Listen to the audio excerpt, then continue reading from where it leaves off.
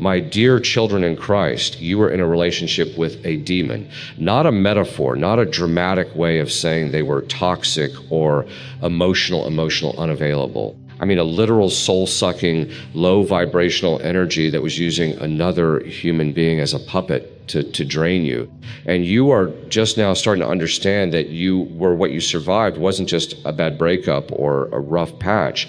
It was a spiritual warfare disguised as romance. Yeah. And the reason it's been so hard to make sense of it, the reason your mind keeps circling back to the same questions over and over, is because you have been trying to apply human logic to something that was never human to begin with. You know that feeling when you are sitting in your car after work and you don't even remember driving home. Your body went through the motions, but your mind was somewhere else entirely. And then suddenly you are parked engine running, staring at your own front door like it belongs to someone else's life. That's what being in a relationship with that kind of energy does to you. It disconnects you from your own body. It makes you feel like you are watching yourself from the outside, making decisions you don't fully understand. And that's not just breakup or heartbreak. That's a kind of soul fragmentation that only happens when you have been sleeping next to someone whose internal world is completely controlled by darkness. I need you to really see it with something. And I know this is going to be uncomfortable because the truth actually is. But here is what I am being shown and I'm feeling, and it's coming through with this so much clarity that my whole body is responding to it. The person you gave your heart to, the one whose eyes you looked into and believed you saw love, that person is not who you think they were. They were not even fully themselves when they were with you. And I know that sounds impossible. I know you are thinking, but I saw them vulnerable. I saw them cry. I saw them try. And you did. I'm not arguing this or questioning this. You saw something. But what you were seeing was a wounded soul that had already opened so many doors to dark attachments that those demons were running the show. They were whispering thoughts into the person's mind. They were driving their reactions. They were fueling their words and pulling the strings of every single action they took that hurt you. And here is the part that spirit wants you to understand so deeply, that it changes everything. You don't fall in love. You didn't fall in love with a person. You fell in love with a soul that was being held hostage. And you, being the person that you are, the open-hearted, forgiving, I can fix this person that you naturally are. You walked into that situation thinking you were dealing with a human being. You thought your love could heal something that had been feeding on darkness for years. But you cannot heal someone who doesn't want to be healed. You cannot save someone who sees your light and is secretly trying to absorb it. Not because they want to become lighter, but because darkness cannot stand to be next to light without trying to extinguish it. Think about this. Think about the weird implica in unexplainable things that happened during that relationship. The times you felt incredibly drained for no reason. The nights you woke up at 3:00 a.m. for weeks straight with your heart pounding even though nothing was wrong. The way you started doubting yourself so deeply that you couldn't tell if you were remembering your own life correctly anymore. Those moments when you would be having a perfectly normal conversation and suddenly the energy in the room shifted and you felt like you were talking to a completely different person. You felt the shift, you felt the crawl of something not right, that feeling something not right, and you convinced yourself you were overthinking. You convinced yourself that you were being too sensitive. You even convinced yourself that you were the problem, but you were not. You were sensing something real, something that was all operating just outside your frame of reference, because you never believed this kind of thing could actually exist. But it does. It does. I think you know it does. I see this as a picture, a simple picture of a human form and outline, and then an overlay being placed on top of it. The outline is dark. It's a black film that covers the entire person. And underneath that field, there is still a person there. There are still in there. But what you were interacting with was the overlay, that black outline that looked like a person and talked like a person and even smiled like a person. But the soul underneath was so buried under layers of attachments and wounds that they couldn't reach you. They couldn't love you the way you needed to be loved, because the entire entity that had access to them was dictating everything. This is why you felt crazy. This is why you kept going back to them, even when everything in your body was screaming at you to leave, because you were hoping you'd see the real person. You were hoping that just one more conversation, one more chance, one more act of love would bring them back to themselves. And sometimes you'd get glimpses. Sometimes you'd see that person, the real one, peeking through for just a moment, and your heart would break all over again. Those moments were real. They were there, but they were not enough, because the spiritual attachments was stronger. And I need you to hear this right now. Not to make you feel sorry for them, but to make you understand that what you were really up against. You were in a relationship with someone who was being spiritually run. Thoughts were not their thoughts. Their world words were not coming from a place of clarity. Their actions were being guided by something that wanted to destroy you, not because they hated you, but because you carry light. And everything that's dark is threatened by that, and you being kind, you being forgiving, you being patient. All of that was like a threat to the system that had taken hold of that person. So the more you loved them, the harder the darkness worked to push you away, to confuse you, to make you feel small, to make you question your own worth. It wasn't personal to them. It was personal to the thing that was using them. Now here is where the confusion comes in for so many people. And I know you felt this. You look at that person now and you see them continuing to make terrible choices. You see them repeating the same patterns. You see them moving on to someone else and treating them the same way they treated you. And you think, why? Why aren't they changing? Why didn't my love matter? And that question has haunted you. It kept you up at night. It's made you wonder if you were even really loved at all. But I want to give you a different PERS perspective. I want you to shift the way you have been carrying this weight. And I'm telling you this because Spirit wants you to have relief. The reason they haven't changed, the reason they are still doing the same things, is because they haven't addressed the root issue. They haven't done the deep, uncomfortable, painful work of looking at themselves and saying something in me is not me. They haven't admitted that they are being led by forces they don't understand. They haven't surrendered to the kind of feeling or healing that would eventually actually free them. And you cannot do that for them. No matter how much you pray for them, no matter how much you hope for them, no matter how much you analyze their behavior to try to understand it, you cannot fight a spiritual battle that belongs to them. That's not your war to wage. And the reason you survived what you did is because you were not meant to be consumed by it. You were being protected. And I want you to hear this loud and clear. You were saved. And I know it sounds like it doesn't feel like being saved. Sometimes it still hurts. The memories still come back. The dreams still happen. But look at you. But look at your life right now. You have distance. You have clarity. You have moments of waking up and realizing you don't have to walk on eggshells anymore. You don't have to monitor your words.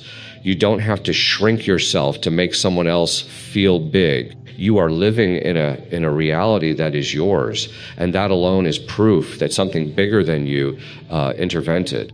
There was a hand that reached in and pulled you out of a situation that would have destroyed everything good in you if you had stayed.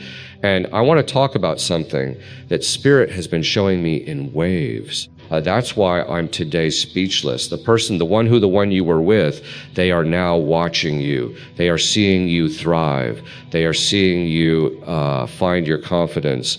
They are seeing you start to glow in ways you couldn't when you were with them. And it's triggering something inside them. Not because they want you to be happy, but because your happiness is a mirror. It shows them everything they are not. It shows them the emptiness they are still carrying. It shows them that you didn't need them after all. And that is devastating blow to a system that relies on control and dominance. They thought you would never make it without them. They thought you'd come crawling back. They thought you'd be so broken, but that you'd accept any version of love they offered, even if it was conditional. And when they saw you walk away, really walk away, not just words, you're physical, and then start thriving, it fractured something in their ego. Not because they care about you, but because they lost the one energy source that was keeping them going. You were sustaining them. Your light was feeding something in them that they couldn't produce on their own. And now that you are gone, they are scrambling. They are finding new ways to reach you. They are sending messages through other people. They are creating confusion in the background. They are trying to make you question whether you made the right decision. Because if you are happy, if you're successful, if you are at peace, it means they have no power over you. And that is unacceptable to them. But here's the thing you need to understand about this. This person, the one who's trying to circle back, who's planting little seeds of doubt, who's testing the waters through indirect means they haven't changed. They haven't changed. The thing that was driving them before is still driving them now. They haven't done any of the work. They haven't faced the darkness inside. They have just gotten better at hiding it. And the only reason they are reaching out now is because they sense that you are becoming more whole. They sense that you are becoming more powerful.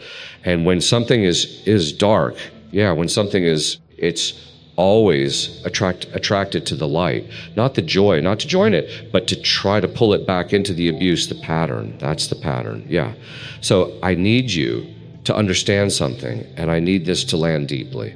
You are not crazy. You are not dramatic. You are not being cruel by protecting yourself. You are finally seeing clearly.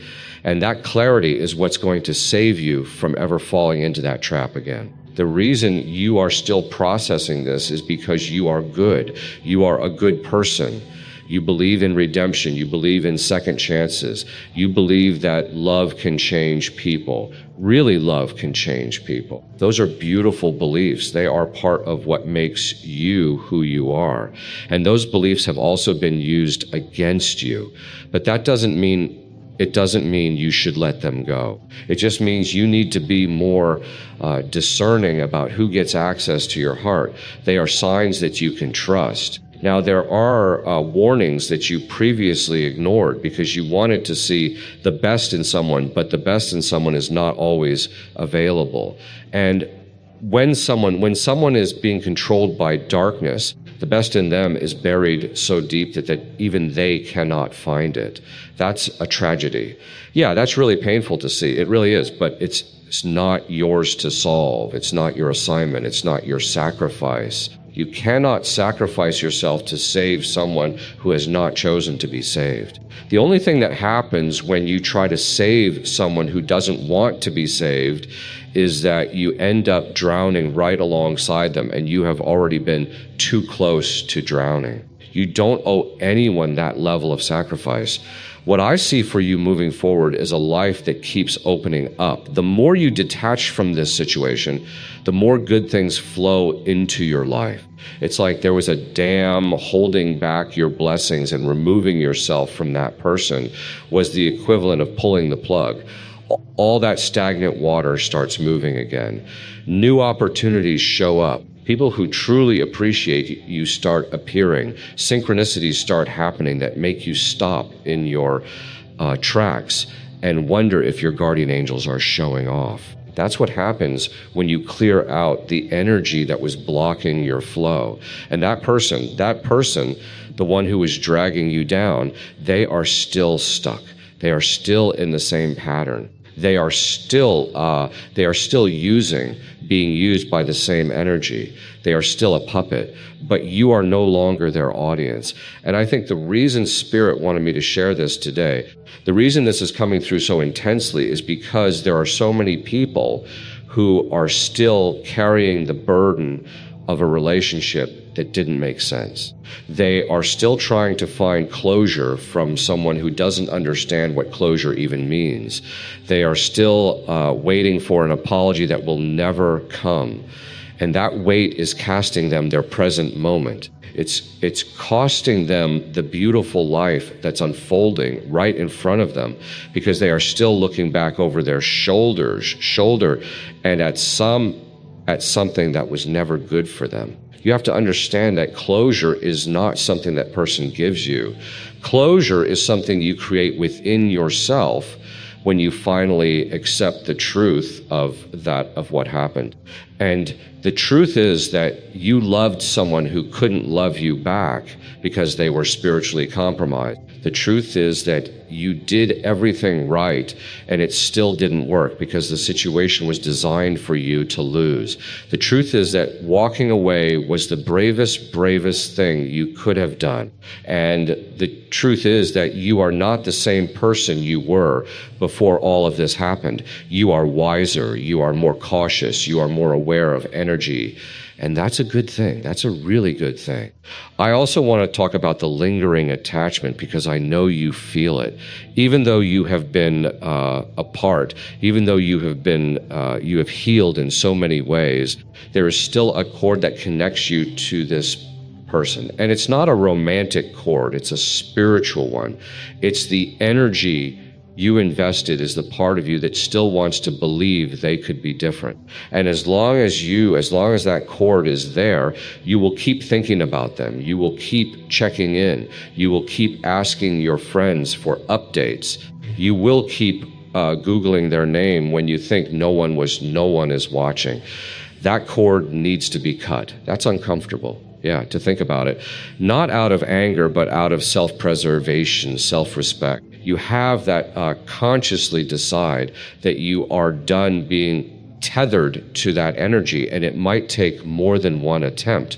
It might take several, but every time you do it, you get a little more free. Imagine you are standing in a room and you are wearing a heavy coat, and that coat is made of old patterns, old fears, old version of yourself that you don't need anymore. And that relationship, that person is a significant part of that coat. Really significant part. You have been wearing it for so long that you have forgotten what it feels like to not be weighed down, and now it's time to take it off, but you keep reaching for it. You keep putting it on out of habit. You keep feeling its weight and thinking it's normal. That's what the attachment looks like. But here's what I want you to know. When you finally let that code go, when you walk away from the attachment completely, you are not going to miss it. You are going to feel the lightness that you cannot even imagine right now. You are going to feel like you can breathe all the way down to your toes. And the person who is wearing you down is going to be a distant memory, a lesson, not a wound, not a regret, just a part of your story that prepared you for something greater. And that is really what Spirit wants you to understand right now. This was not a punishment. This was not a curse. This was an assignment. You were put in that relationship to learn something, to break something, to end something. And now you have the hard part is done. The recognition has happened. The awakening has already started. Now what's left is for you to lean into the new version of yourself that's emerging. The one who doesn't accept less than what they deserve. The one who can recognize darkness from a distance and not feel obligated to save it. The one who knows their worth so deeply that they don't even entertain the idea of settling. And I know that's easy to say and harder to do. I know there are still mornings when you wake up and feel the ghost of that relationship in the room with you. I know there are still nights when you question everything. That's normal. That's human. That's just the residue of something big. But it's not the final word. Your life is still being written. You are still becoming the person you were before. That relationship is gone, and that's okay. That's okay. That's okay. Yeah, the person you were during that relationship was broken, and that's okay too. But the person you are becoming now, the one who knows what they survived, the one who is no longer ashamed of what they went through, that person is strong, that person is radiant, that person is being guided and protected in ways they cannot even see. So when you feel the tug of the past, when you think about reaching out, when you feel the moment of loneliness and you start to rewrite the narrative in your head, just remind yourself of this one truth. You were not dealing with a person. You were dealing with something that wanted to consume you, and you survived. I think you should be grateful for that every single day. Yeah, because so many people don't. They get pulled back in, they lose themselves again. But you made it out, and that means something. That means you were protected. That means there is still so much work for you to do in this world. That means your story is not over. It's actually just beginning. Just beginning. You have more to give, more to create, more to love. And this time you are going to wiser about who you choose. You are going to trust your instincts. You are going to walk away at the first sign of danger. You are going to stop giving the benefit of the doubt to people who haven't earned it. And you are going to be fiercely protective of the beautiful energy you have reclaimed, because that energy is precious. Precious. It took you a long time to get it back. Don't let anyone take it from you again. Not through manipulation, not through guilt, not through false promises, not even through the memory of who they used to be. Because who they used to be is not who they are now. And who you used to be is not who you are anymore either. You have leveled up. You have grown. You've been through the fire and CAA and come out of the other side on the other side. And the demon you were in a relationship with, you left it behind. But the person was using. They are still there, still struggling, still trapped. And you can pray for them if you want. You can hope for them, but you cannot save them. That's a job for someone else. That's a job for them. And maybe one day they will do the work. Maybe one day they will break free too. But that has nothing to do with you. Your responsibility now is to build the life you were always meant to have, the one that was waiting for you all along, the one that requires you to be whole and happy and unapologetically you. So go live it, go creative, and never look back.